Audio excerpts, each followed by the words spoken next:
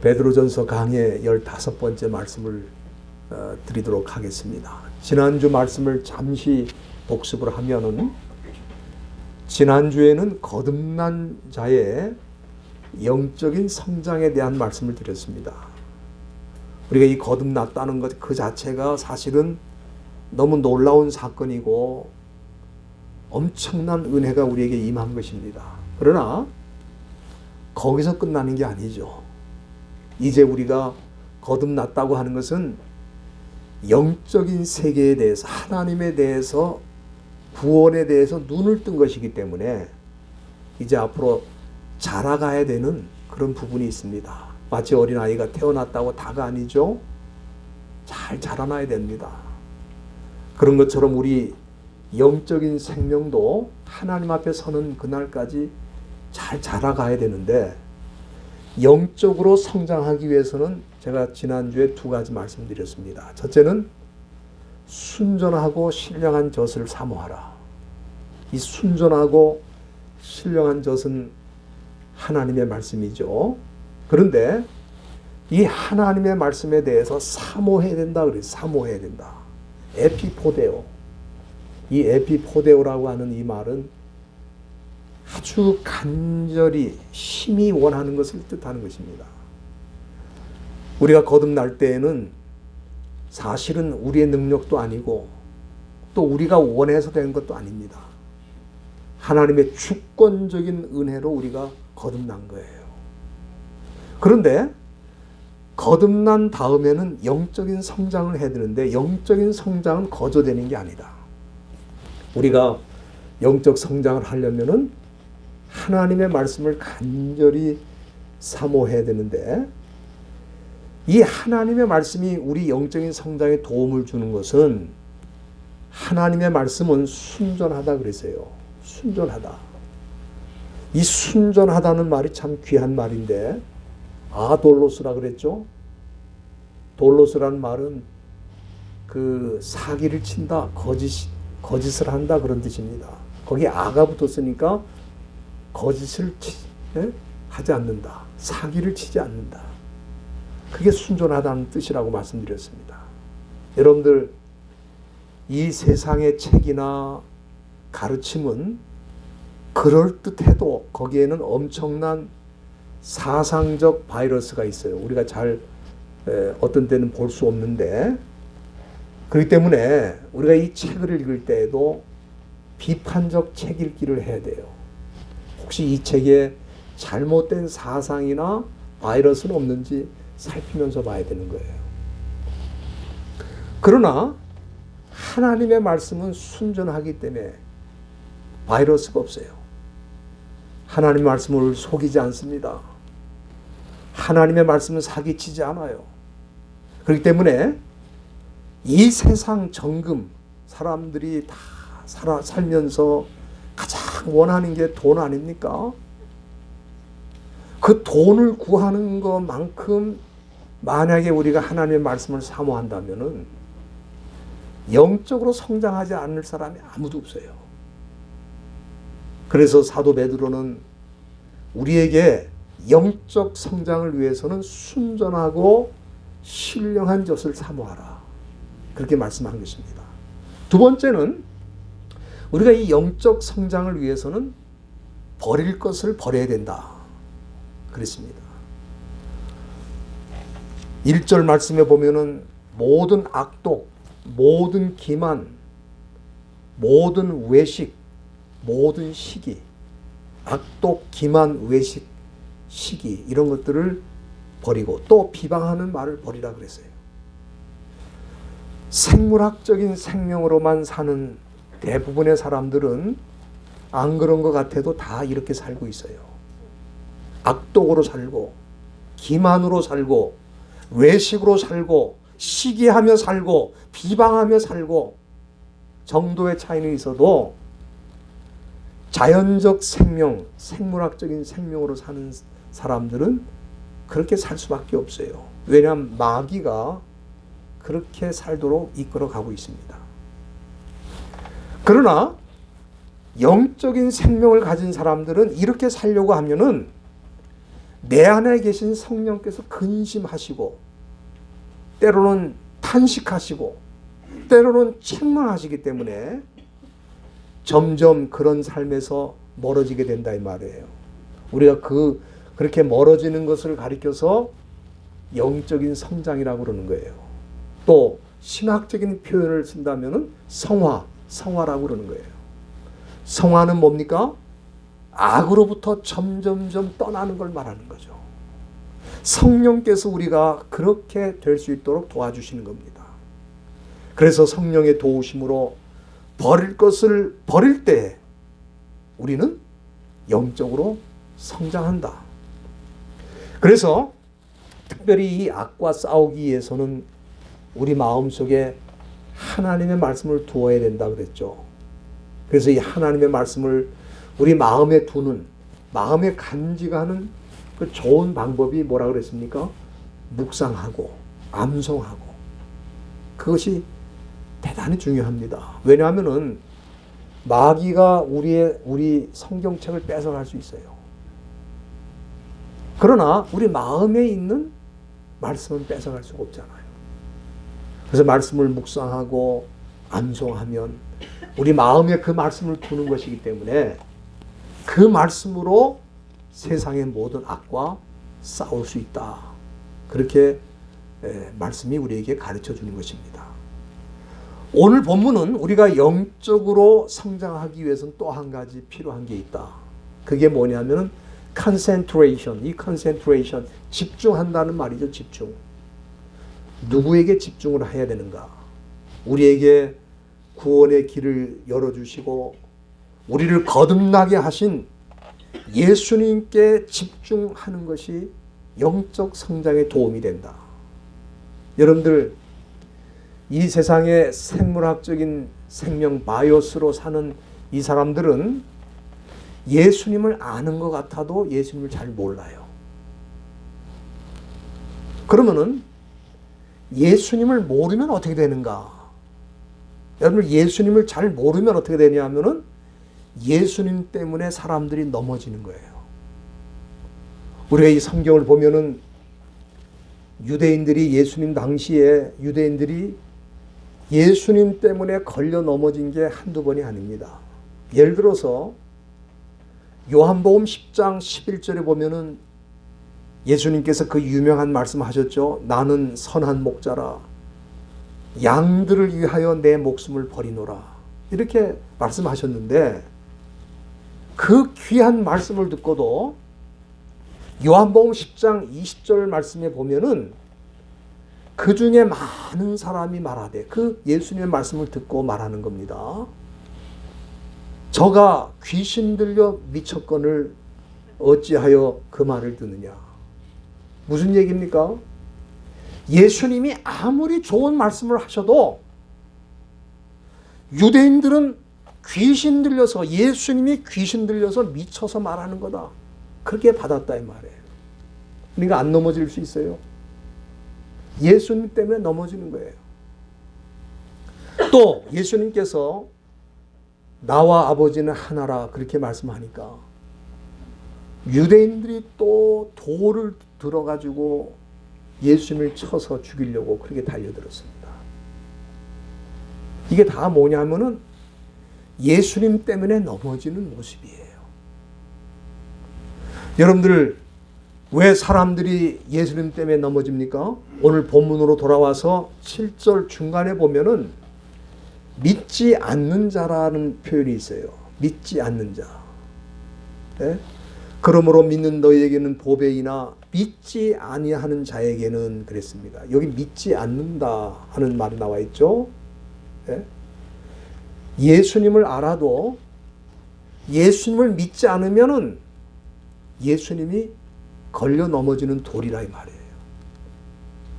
또 8절 말씀에도 보면은 부딪히는 돌과 거치는 반석이 되었다. 예수를 믿지 않는 사람에게는 예수님이 어떤 분이에요? 예? 부딪히는 돌, 거치는 반석이라 이 말이에요. 거치는 반석이라. 우리 옛날에 어렸을 때는 비포장 도로가 많아가지고 그냥 그 도로에서 놀다가 보면은 돌뿌리가 막 튀어나가 가지고 거기 걸려서 넘어져 가지고 무릎이 깨진 적이 한두 번이 아닙니다. 이 돌이 유익한데 어떤 데는 돌이 사람을 걸려 넘어지게 한다 이 말이에요. 또 산에 올라가다가 큰 돌이 굴러 내려와 가지고 그 돌에 맞아 죽은 사람도 한두 사람이 아니에요. 그러니까 우리 예수님이 뭐라 그랬어요? 여기에 부딪히는 돌, 거치는 반석이라고 그랬어요. 누구한테? 예수를 믿지 않는 사람에게는 예수님이 오히려 구원자가 아니고 부딪히는 돌과 거치는 반석이 될 수 있다. 그렇게 말씀하고 있는 것입니다. 여러분들, 우리 예수님이 좋은 분이죠. 우리 예수님은 구원자이십니다. 그러나 믿지 않으면은, 또 예수님을 잘 모르면 그 예수님 때문에 넘어지는데, 여러분들, 이 세상에 예수님 때문에 넘어진 사람들이 얼마나 많습니까? 그 넘어지는 이유가 이 8절 중간에 보면은 그렇게 말씀했습니다. 저희가 말씀을 순종치 아니함으로 넘어진다. 그렇게 말씀했어요. 말씀을 순종하지 않음으로 넘어진다. 그리고 그 다음에 나오는 말씀이 중요합니다. 이는 저희를 이렇게 정하신 것이라. 그렇게 말씀했습니다. 여기 이 정하다는 말이 티뎀이라고 하는 말인데, 이거는 하나님이 정하셨다는 뜻이죠. 여러분들, 예수님을 믿지 않고 또 그 말씀을 순종하지 않으면 그냥 아무렇지도 않은 거 아니에요. 우리 사람들이 예수 안 믿고 또 예수의 말씀을 순종하지 않고도 그냥 잘 살아가는 것 같으잖아요. 그렇지 않습니까? 우리 세상 나가보면 예수 안 믿는 사람이 더 많은데 예수 안 믿고도 그냥 살잖아요. 그러니까 예수 안 믿어도 아무렇지도 않다, 그렇게 생각을 많이 합니다. 그런데 여기 예수님께서 뭐라고 사도 베드로가 뭐라고 말씀했습니까? 이렇게 넘어지는 거는 하나님이 정하신 거다, 그렇게 말씀하고 있어요. 이 넘어진다는 말은 그냥 한 번, 두 번 넘어진다 그런 뜻이 아닙니다. 이거는 총체적으로 무너지고 결과적으로 멸망을 받는 걸 뜻하는 거예요.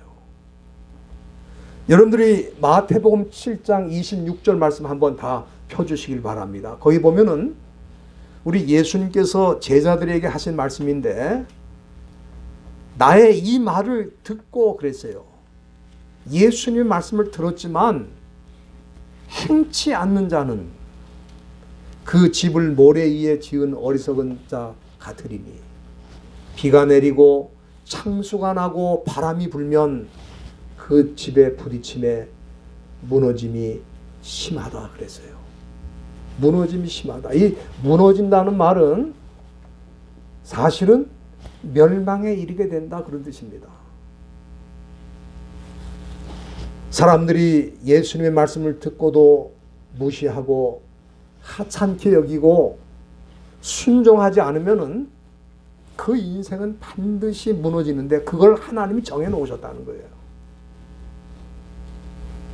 이거는 무너질 수도 있고 그렇지 않을 수도 있다 그런 뜻이 아닙니다. 반드시 무너지게 돼 있다는 거예요. 예수님을 믿지 않고 예수님의 말씀을 순종하지 않는 인생은 반드시 무너지도록 하나님이 정해 놓으셨다는 거예요. 우리가 지금 볼 때는 그냥 이럭저럭 살기 때문에 뭐 내 인생이 어떻게 무너질까 그러지만, 죽은 다음에 내 인생이 무너진 것을 알면은 그건 너무 늦은 거죠. 너무 늦은 거예요. 그러나 저와 여러분들은 거듭났기 때문에 예수님을 바라보는 각도와 방향이 달라져요. 예수님을 어떻게 보는지 기독론이라고 그러죠. 예수님을 어떻게 보는지에 대한 그 가르침을 기독론이라고 그래요. 우리는 예수님을 바라보는 그 각도와 방향이 본질적으로 달라진 사람들입니다. 어떻게 달라졌냐면은 여기 4절 말씀에 보면은 우선 우리 예수님이 어떤 분인가, 보배로운 산돌이라 그랬어요. 보배로운 산돌. 여러분 여기 돌이 살았다는 말 아닙니까? 산돌이라는 말은 돌이 살아있다는 거예요. 이 돌이 살았다는 게 뭔가? 여기 살았다는 동사가 자오라고 하는 동사예요. 근데 이 자오라고 하는 동사에서 나온 게 뭐냐면 조에. 조에가 뭐예요? 바이오스하고 반대죠. 바이오스는 생물학적인 생명이고 조에는 뭡니까? 영적인 생명을 말하는 거예요. 그래서 이 자오, 살았다는 이 말에서 조에, 생명이라는 말이 나온 거예요. 그러니까 이 말씀 무슨 뜻이냐면은 여기 산돌이라 하는 말은 살아있는 돌이라 그런 뜻이 아니고 우리 예수님께서는 영원한 생명을 주시는 분이라는 것을 비유한 거예요. 그래서 본문 5절 말씀에 보면은 이렇게 산돌이신 예수님께 나오는 우리들은 산돌같이 신령한 집으로 세워진다 그렇게 말씀했습니다. 여기 또 희한한 표현이 나오죠. 아까는 산돌이 나오더니 이번에 또 뭐가 나와요? 집이 신령하다. 예? 집이 신령하다. 신령한 집이다. 여러분, 신령하다는 말이 푸뉴마티코스라고 하는 헬라 말인데, 푸뉴마티코스는 뭐냐? 푸뉴마라는 것은 성령을 뜻하는 거예요. 또는 우리의 영을 뜻하기도 합니다. 근데 푸뉴마티코스 그러면 뭐냐면은 성령에 속한 또는 성령의 인도함을 받는 또는 영적인 그런 의미를 갖고 있습니다.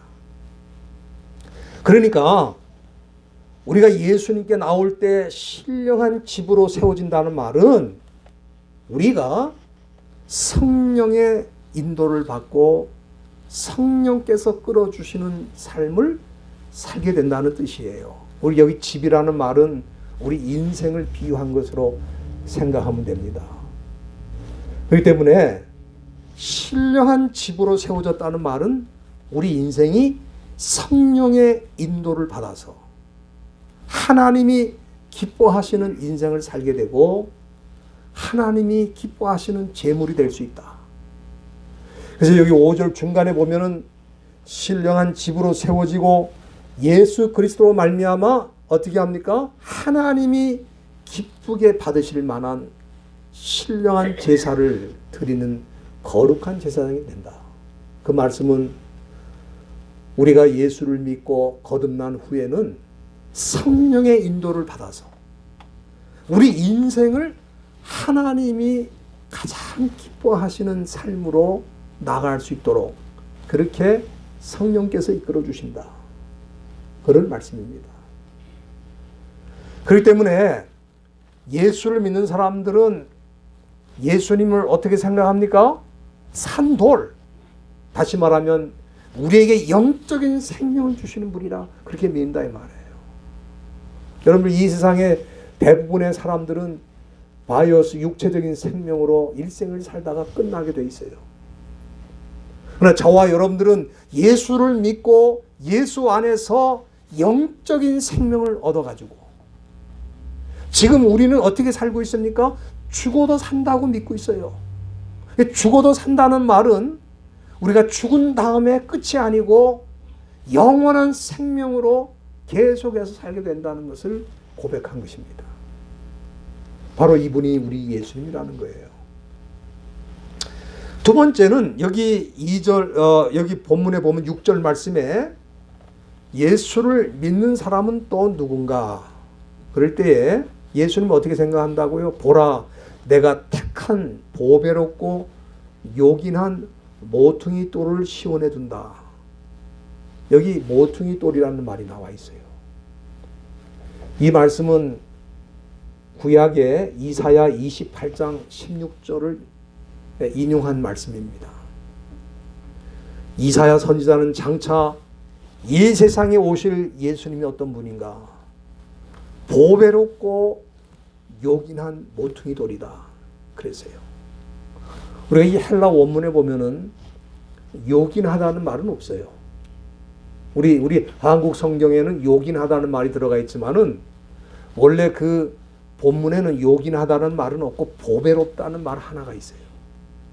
이 보배롭다는 말이 엔티모스라고 하는 단어인데 아주 가치가 있는, 아주 영예로운, 아주 그 영어로 말하면 프레셔스라고 그러는데 아주 정말 특별할 정도로 가치가 있는 그런 뜻입니다. 그런데 그 6절에도 또 보배로운, 보배롭고라는 말이 또 나와요. 6절에도 나오죠. 그죠? 네? 그리고 7절에도 믿는 너에게는 보배라는 말이 나와요. 그래서 이 6절과 7절에 나오는 보배로운 이 말은 우리 한국말로는 같은 단어인데 실제로는 다른 단어입니다. 7절에는 그 6절에는 엔티모스라는 말이 나오고 또 7절에는 티메라고 하는 말로 나오는데 이거는 다 단어는 다르지만 뜻은 같아요.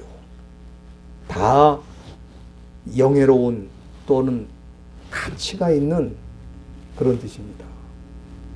그래서 우리 거듭난 사람들은 예수님을 어떻게 생각하느냐?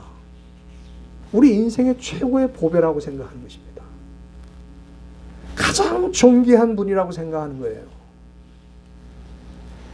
예수를 믿는 자에게는 예수님이 이 세상 그 어느 것과도 바꿀 수가 없기 때문에 예수를 믿는 걸 중단하라고 그러면 어떻게 해요? 우리 생명을 드리는 거예요.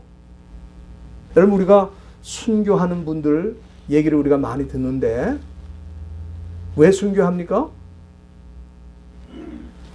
예수님을 믿는 게 이 세상에서 가장 큰 보배라 이 말이에요. 그래서 그 보배를 지키기 위해서 우리 생명도 드리는 거예요. 그래서 순교하는 거예요. 그만큼 예수님이 우리에게 보배입니다. 그런데 사람들이 예수님에 대해서 듣고도 예수님을 거부하고 예수님을 믿지 않는 이유가 뭡니까? 한마디로 예수님의 가치를 모르는 거죠.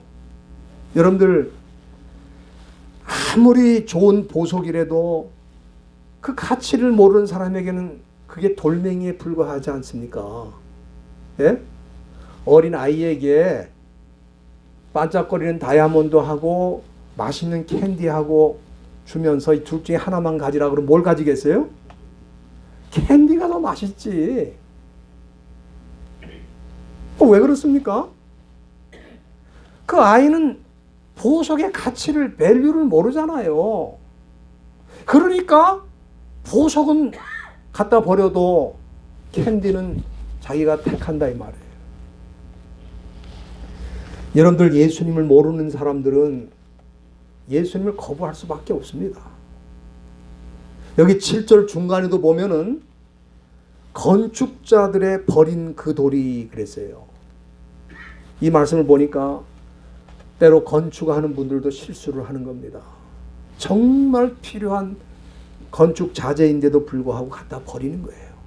그러나 그 가치를 아는 건축자들은 그 돌을 가져다가 머릿돌로 사용하는 거예요.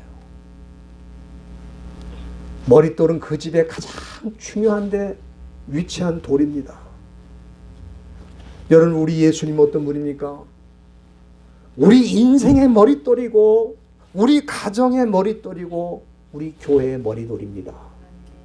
여러분들 이 머릿돌이라는 말은 케팔레라고 하는 헬라 말로 쓰는데 이 말의 뜻은 뭐냐? 룰러, 다스리는 자라는 뜻이에요.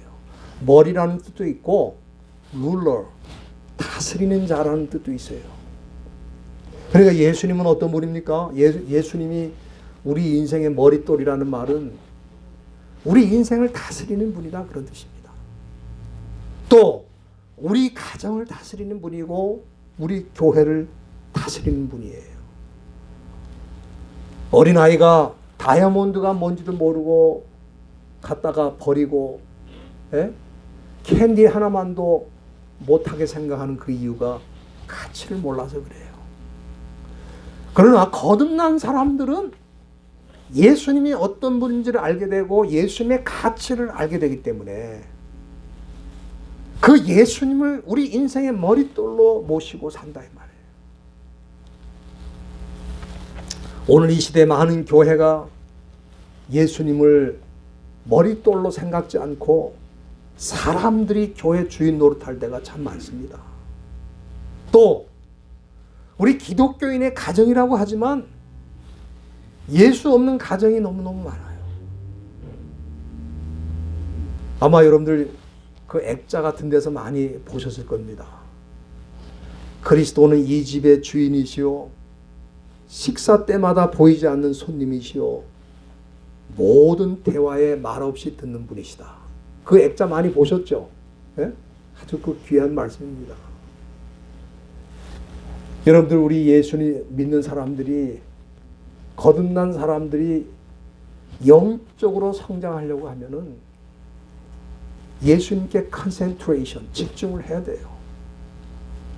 그분이 내 인생의 주인이시고 우리 가정의 주인이시고 우리 교회의 주인이시고 식사 때마다 보이지 않지만 계시는 손님이시고 우리 대화를 말없이 듣는 분이 우리 예수님이라고 하는 이 생각을 늘 가지고 있어야 영적으로 성장하는 거예요.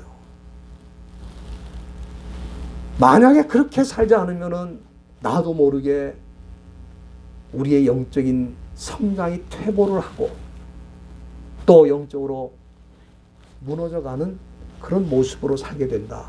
그렇게 생각합니다. 오늘 사도 베드로는 우리에게 중요한 말씀을 하셨어요. 우리가 영적으로 성장하려면은 예수님에 대해서 다시 생각해야 된다. 예수님을 어떻게 생각을 해야 되느냐? 우리 인생의 최고의 포배로 생각을 해야 된다. 예? 우리의 스케줄을 정할 때, 우리의 사업을 정할 때, 우리 인생의 어떤 반려자를 택할 때, 또 우리의 진로 문제를 택할 때 우리 예수님이 가장 중요한 결정권을 갖도록 그 자리를 내어드려야 되는 거예요. 그런 사람이 영적으로 성장하는 거예요. 예수님을 팽개치고 예수님 없이 자기가 다 결정하고 예수님과 의논하지 않고 자기 문제를 다 해결한다. 그거는 바이어스, 소위 말해서 육체적인 생명을 가지고 사는 사람만 그렇게 하는 거예요. 왜? 예수를 모르니까. 그런데 거듭나고 믿는 사람이라고 하는 사람들이 예수님을 건축자의 버린 돌처럼 갖다 버리고 팽개치면은 그 인생이 바르게 성장할 수 있겠느냐 그 말이에요. 여러분들 사도 베드로가 이 편지를 보낸 사람들은 나그네들입니다. 어떻게 보면은 하루하루가 급한 사람들이에요. 오늘 살다가 내일 떠날지 모르는 인생을 살고 있었어요. 그렇지만 그런 삶 속에서도 예수님을 최고의 자리로, 가장 중요한 자리로, 모퉁이 돌로 우리 인생을 지배하시고 다스리시고 인도하신 분으로 모시고 살아야 너희들이 영적으로 성장해 갈 수 있다. 오늘 그 말씀을 사도 베드로가 주신 것입니다. 저와 여러분들이 우리 인생을 살 때 지금 얼마나 남았는지는 아무도 알 수 없어요. 그러나 살아있는 동안에 예수님을 so precious, 가장 존귀하고 가장 높은 자리에 모시고 우리 교회에서, 우리 가정에서, 내 인생에서 그렇게 모시고 사는 사람은 예수님처럼 점점 닮아가고 영적으로 성장하지 않을 수 없다. 그런 은혜가 늘 여러분들과 저의 삶 속에 있기를 주의 이름으로 부탁드립니다. 기도하시겠습니다.